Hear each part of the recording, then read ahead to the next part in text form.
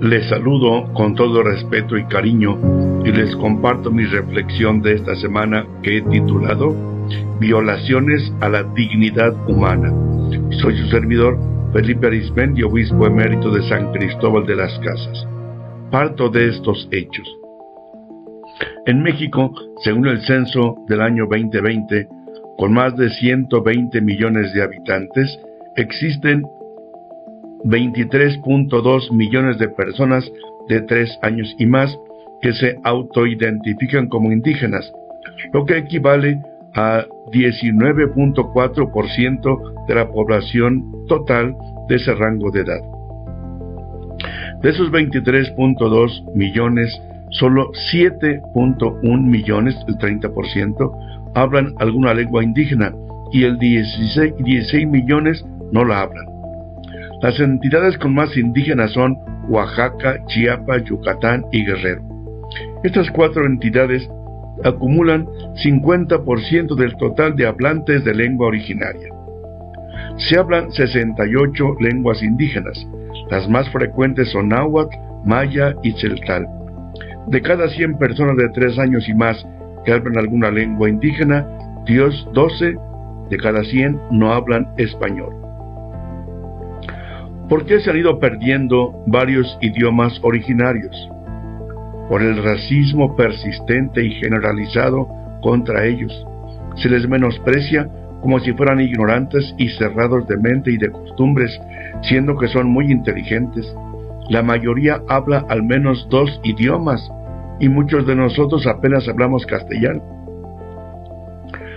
Como han tenido que enfrentarse a un mundo adverso a su cultura, se han desarrollado más, son muy capaces, pero les hemos hecho sentir que no valen tanto, y por ello se menosprecian a sí mismos y ya no quieren aparecer ni hablar como indígenas.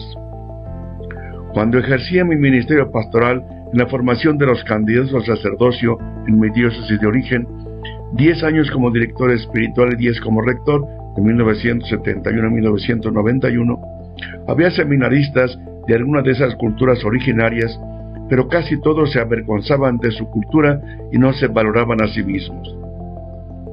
Les ofrecíamos talleres para escribir y hablar mejor su idioma, pues muchos lo hablaban, pero no lo sabían escribir y preferían inglés u otras opciones. Hasta la fecha, algunos no promueven su idioma, que no es un dialecto, ni hacen lo necesario para que no desaparezca su cultura. Incluso hay quienes no quieren trabajar pastoralmente en comunidades de su propia etnia. Todo esto por el racismo que han sufrido. Me he explayado más en este punto, pero habría que tomar también muy en cuenta a tantas personas que son menospreciadas en su dignidad, como migrantes, campesinos, obreros, empleadas del hogar, los de capacidades diferentes, presos, ancianos e incluso alcohólicos y drogadictos, los que tienen preferencias sexuales diferentes, los recién concebidos, los desahuciados, etc. ¿Qué pensar de todo ello? El Dicasterio para la Doctrina de la Fe, en su declaración Dignitas Infinita, antes de analizar en particular diversas violaciones a la dignidad humana, reafirma este principio fundamental y enumera algunas situaciones muy concretas. Cito: todo ser humano tiene derecho a vivir con dignidad y a desarrollarse integralmente, y ese derecho básico no puede ser negado por ningún país. Lo tiene aunque sea poco eficiente, aunque haya nacido o crecido con limitaciones, porque eso no menoscaba su inmensa dignidad como persona humana, que no se fundamenta en las circunstancias, sino en el valor de su ser. Cuando ese principio elemental no queda a salvo, no hay futuro, ni para la fraternidad, ni para la sobrevivencia de la humanidad. Por otra parte, no deja nunca de señalar a todos las violaciones concretas de la dignidad humana en nuestro tiempo, llamando a todos y cada uno a una sacudida de responsabilidad y de compromiso activo. Se lo dice el número 33 de Dignitas Infinita. Y el número 34 concreta más. Queriendo señalar algunas de las muchas violaciones de la dignidad humana en nuestro mundo contemporáneo, podemos recordar lo que el Concilio Vaticano II enseñó a este respecto. Hay que reconocer que se opone a la dignidad humana, dice el concilio, cuanto atenta contra la vida, homicidios de cualquier clase, genocidios, aborto, eutanasia y el mismo suicidio deliberado. Atenta además contra nuestra dignidad cuanto viola la integridad de la persona humana, como por ejemplo las mutilaciones, las torturas morales o físicas, los conatos sistemáticos para dominar la mente ajena. Y finalmente sigue diciendo el concilio, cuanto ofende la dignidad humana, como son las condiciones infrahumanas de vida, las detenciones arbitrarias, las deportaciones, la esclavitud, la prostitución, la trata de blancas y de jóvenes, o las condiciones laborales degradantes que reducen al operario al rango de mero instrumento de lucro, sin respeto a la libertad y a la responsabilidad de la persona humana. Será necesario también mencionar aquí, dice el documento, el tema de la pena de muerte. También esta última viola la dignidad inalienable de toda persona humana, más allá de cualquier circunstancia.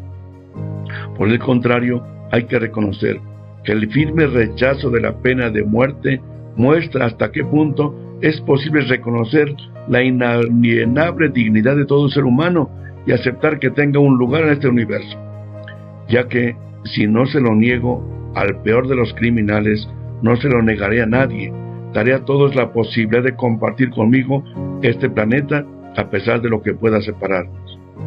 También aparece oportuno, termina el texto, reiterar la dignidad de las personas encarceladas, que a menudo se ven obligadas a vivir en condiciones indignas y que la práctica de la tortura atenta contra la dignidad de todo ser humano, más allá de todo límite, incluso si alguien es culpable de delitos graves. Hasta aquí el documento. ¿Qué hacer? A nadie menosprecies por su apariencia externa, o porque es de una cultura distinta a la tuya, o porque no sabe tanto como tú. Somos hijas e hijos de Dios, aunque no siempre valoremos nuestra propia dignidad. Respetémonos y ayudémonos a valorarnos por lo que somos, imagen y semejanza de Dios, ni más ni menos. Que el Espíritu Santo y la Virgen María nos ayuden.